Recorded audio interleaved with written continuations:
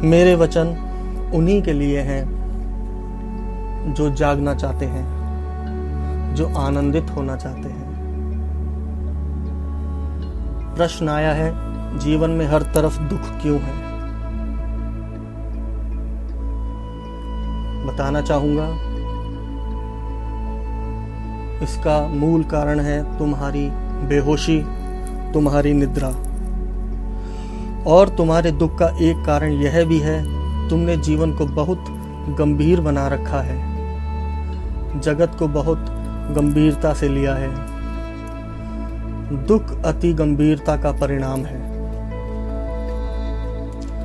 सुखी होना चाहते हो तो सुखी होने के उपाय खोजना छोड़ दो।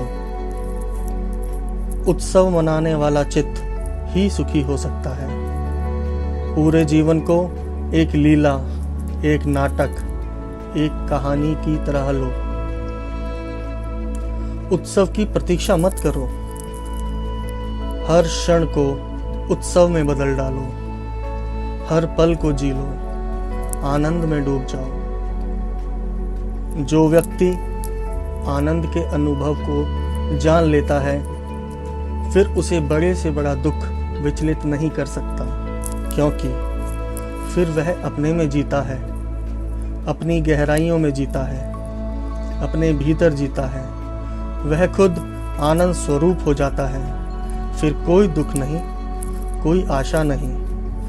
आनंद में डूबा व्यक्ति तो बस प्रेम लुटाता है, प्रेम को प्राप्त करने की कोशिश भी नहीं करता। और जो आनंदित है वो आनंद ही बांट सकता है, क्योंकि जो हम हैं वही हम बांट सकते हैं। दुखी व्यक्ति दुख ही बांट सकता है। ऐसा नहीं है कि कोई किसी को दुखी करना चाहता है या दुख देना चाहता है, परंतु चाहने से क्या होगा? जो अंदर भरा हुआ है वही बाहर निकलेगा। जो हमारा आंतरिक स्वरूप है वही बाहर छलकेगा। आनंद और प्रेम के लिए डूबना पड़ेगा भीतर की तरफ, जागना पड़ेगा। जागा हुआ व्यक्ति हमेशा आनंदित मिलेगा। फिर चाहे वह अमीर हो या गरीब, महलों में रहता हो या झोपड़ों में, उसके लिए हर जगह स्वर्ग है। उसके भीतर के झरने फूट चुके होते हैं। वैसे तो हमारे जीवन की प्राथमिकता आनंद स्वरूप होना ही होनी चाहिए, क्योंकि यह जीवन ही उत्सव है। क्योंकि जिंदगी खुद इतनी बड़ी उपलब्धि है जो हमें मुफ्त में मिल गई है, लेकिन हमारे मन में उसके लिए कोई धन्यवाद नहीं। हमारी आशाएं भौतिक हैं, जो कि नश्वर हैं। सब आशाएं भौतिक पदार्थों की हैं। आशाओं को जोड़ना ही है तो भीतर अपनी आत्मा से जोड़ो। आत्मा के प्रसन्न होने के पदार्थ को खोजो। कुछ तो आपने भी अपने जीवन में अनुभव किए ही होंगे कि आंतरिक खुशी कहां से और कब मिली थी। क्या आपको पता है, हमारी आत्मा की भी खुराक होती है।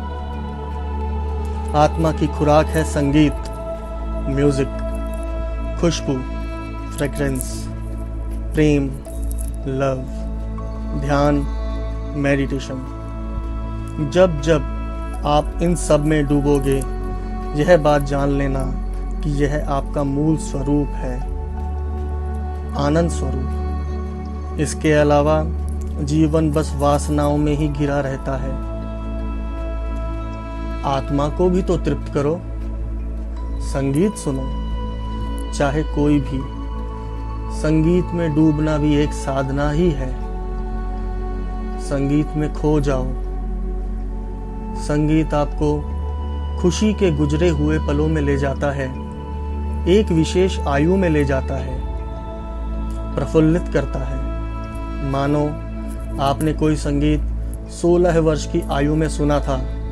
अगर उस संगीत को आज आप सुन लें तो तुरंत आप उन्हीं पलों में पहुंच जाएंगे, और जो जो आपको उस समय पर अनुभव हुए थे वह सब स्मृतियां यूं कि यूं आपके सामने खड़ी हो जाएंगी। संगीत बहुत अद्भुत है। संगीत तब से है जब से हम हैं। यह प्रकृति है। प्रकृति की ध्वनियों से संगीत का जन्म हुआ है। जैसे पक्षियों की चहचहाहट, गायों का रंभाना, गुंजन भंवरे की, नदियों का कलरव, गरजते हुए बादल, हमारे आसपास संगीत ही संगीत है। संगीत हमें हमसे जोड़ता है, हमें जगाता है। जिसके जीवन में संगीत नहीं, वह जीवन बिल्कुल नीरस है, निराश है, दुखी है। इसी प्रकार सुगंध भी हमें जगाती है, खुशबू भी हमें जगाती है, निद्रा से उठाती है, आनंद का अनुभव कराती है, भीतर ले जाती है। सुगंध हमें मंत्र मुग्ध कर देती है। अगर सच कहूं तो मौन कर देती है। चाहे सुगंध कोई भी हो, चाहे फूलों की हो, वृक्षों की हो, मिट्टी की हो या भोजन की हो, सुगंध हमें हमसे जोड़ती है, पर हम समझ नहीं पाते। सुगंध से हमारा अटूट रिश्ता है। जाने अनजाने हम कई प्रकार की सुगंध का उपयोग करते हैं, क्योंकि हमारा ध्यान और हमारी आत्मा उसे पहचानती है, उससे प्रफुल्लित होती है। ध्यान की अवस्था में भी पहुंचने के लिए सुगंध का उपयोग किया जाता रहा है। जिस पदार्थ में सुगंध नहीं होती, उसे हमारा मन, मस्तिष्क स्वीकार नहीं करता। यह आत्मबोध है। हमें जागते हुए इसका अनुभव करना चाहिए। सुगंध को समझना चाहिए, सुगंध में जीना चाहिए। इसी प्रकार हम प्रेम स्वरूप हैं। प्रेम की कला सीखो, बस प्रेम करो। जितना कर सको उतना करो, बेझिझक करो, बेशर्त करो। मनुष्य से करो, पशुओं से करो। प्रेम पक्षियों से करो, पौधों से करो। प्रेम को पहाड़ों से करो, प्रकृति से करो, और मूलतः अपने जीवन से करो। जितना हो सके उतना करो। प्रेम को जितना लुटाओगे, उतना परमात्मा को अपने निकट पाओगे, उतना अपने भीतर खो जाओगे, और फिर आप में प्रेम ही बचेगा। यह बात जान लेना, यहाँ कोई अपना नहीं और ना ही कोई पराया है। आप सबको प्रेम करो, परंतु प्रेम पाने की आशा ना करना। बस लुटाते चले जाओ। जीवन एक महोत्सव बन जाएगा, फिर तुम्हें कोई दुख छू नहीं पाएगा। परमात्मा की खोज भी समाप्त हो जाएगी और परमात्मा तुम्हें खोजता हुआ खुद आएगा। जैसे जैसे तुम्हारा प्रेम फैलेगा, तुम पाओगे कि परमात्मा की झलक तुम में आ गई। जब आप अपने जीवन के अंतिम क्षण में होंगे और अपना पूरा जीवन याद करोगे, तो आप पाओगे कि आपके चेहरे पर मुस्कान तभी आएगी जब आप अपने प्रेम में डूबे हुए पलों को याद कर रहे होंगे। जब तक आप प्रेम में नहीं उतर पाते, तो प्रार्थना भी बिल्कुल असंभव है। इसलिए प्रेम करो, परमात्मा से भी। डरो मत, बस वही तो अपना है। परमात्मा तो तुम्हारे जागने की प्रतीक्षा कर रहा है। परमात्मा के द्वार पर भी प्रेमी की तरह जाओ। परमात्मा से भीख मांगने की कोई जरूरत नहीं। सब तुम्हारा ही तो है, सब तुमसे ही तो है।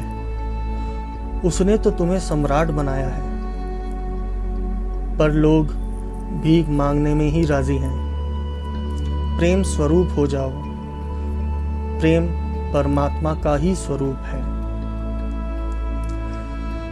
और आत्मा की खुराक ध्यान भी है। जो कि चेष्टा से, विधि से, एक मेथड से होगी। इस पर हम बाद में विस्तार से चर्चा करेंगे। मैं फिर से कहूँगा, जाग जाओ। इस जीवन में कोई दुख नहीं, दुख बस अनिद्रा के हैं, मन के हैं। आपको जागना पड़ेगा अगर आप जीवन को आनंद में जीना चाहते हैं तो। जय श्री कृष्ण।